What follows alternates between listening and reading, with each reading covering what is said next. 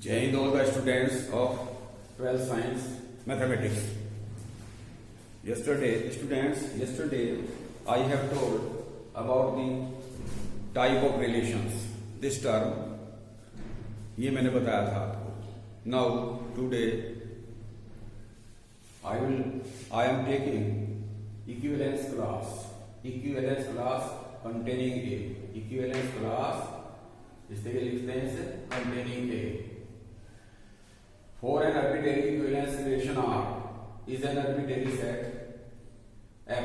R divides X into mutually disjoint subsets AI, which are known as partition or subdivisions of satisfying number A. All elements of AI are related to each other for all I. B. Number of elements of AI is related to any element of AJ. I not equal to J. I not equal to J. और AI और AJ का union जो है वो X होना चाहिए and AI intersection AJ equal to pi होना चाहिए. I not equal to J. तो डियर स्टूडेंट्स, जो हमारा सेट X है उस पर जो है R रिलेशन है ये डिफाइन है. तो ये रिलेशन जो है डिफरेंट टाइप ऑफ रिलेशन होंगे, बहुत सारे रिलेशन होंगे. ये इसको सब डिविजन्स में स्कैटर कर देंगे और उन सब डिविजन्स का, उन सब पार्टीशंस का जो यूनियन है वो पूरा सेट हो जाएगा और वे सारी क्लास जो हैं वो सब एक दूसरे से डिसजॉइंट होंगी. दे विल बी डिसजॉइंट, अलग अलग होंगी. तो यही बात बताइए number A. All elements of A I are related to each other और ऑल आई. और number of elements of A I is related to any element of A J. I not equal to J. दोनों का union X, A I union A J equal to X and A I intersection A J equal to pi. I not equal to J. The subset A I are set to be equivalence class.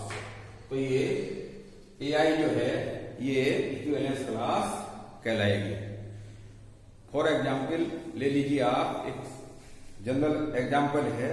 जैसे हमारा college है उसमें मान लिया 800 students हैं, उसमें 12th class है और 11th क्लास है, 9th क्लास है, 10th क्लास है, बहुत सारी क्लासेस हैं.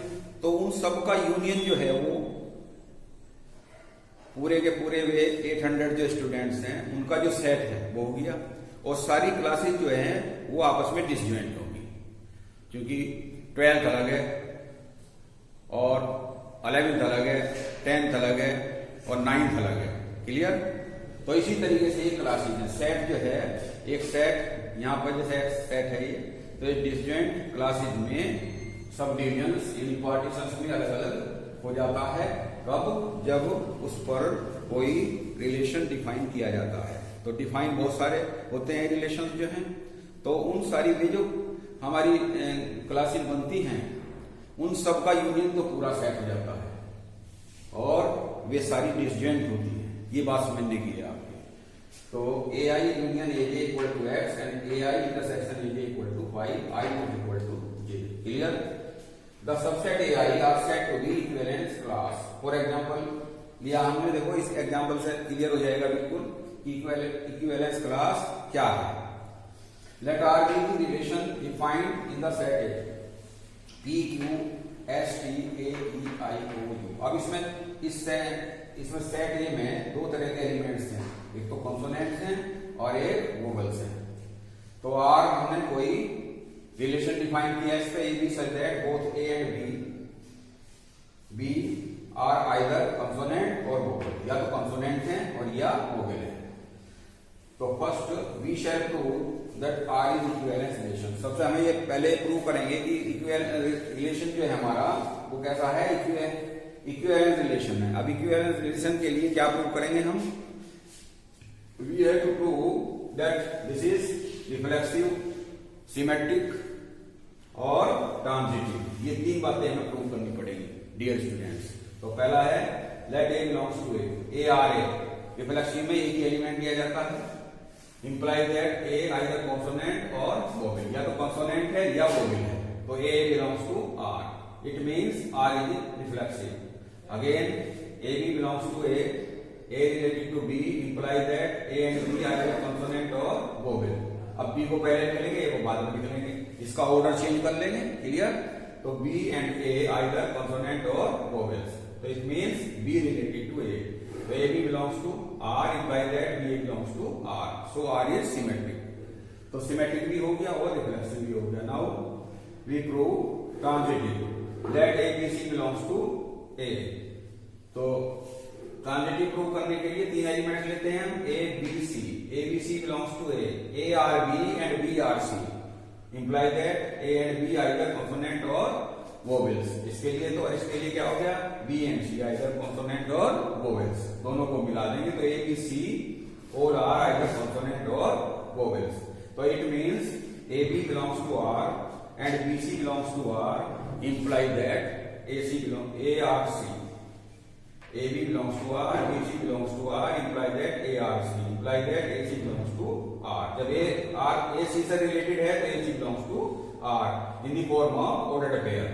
So R is transitive. इस प्रकार R transitive हो गया. क्या हो गया transitive?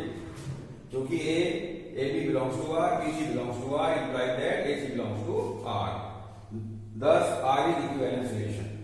तो तीनों होने की वजह से R क्या हो गया, इक्विवेलेंस रिलेशन हो गया. Clear? Again elements of P Q S T. ये जो एलिमेंट्स हैं हमारे चार ये कंपोनेंट्स हैं सेट के अंदर, are related to each other. तो एक दूसरे से रिलेटेड होंगे क्योंकि सारे कंपोनेंट हैं. Similarly all elements of A E I O U are also related to each other.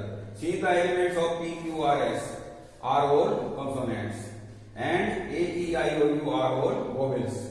Therefore, P, Q, S, T is an equivalence class denoted by an element P. P classes को हम denote करते हैं क्योंकि इसमें सारे एक ही तरह के एलिमेंट्स हैं.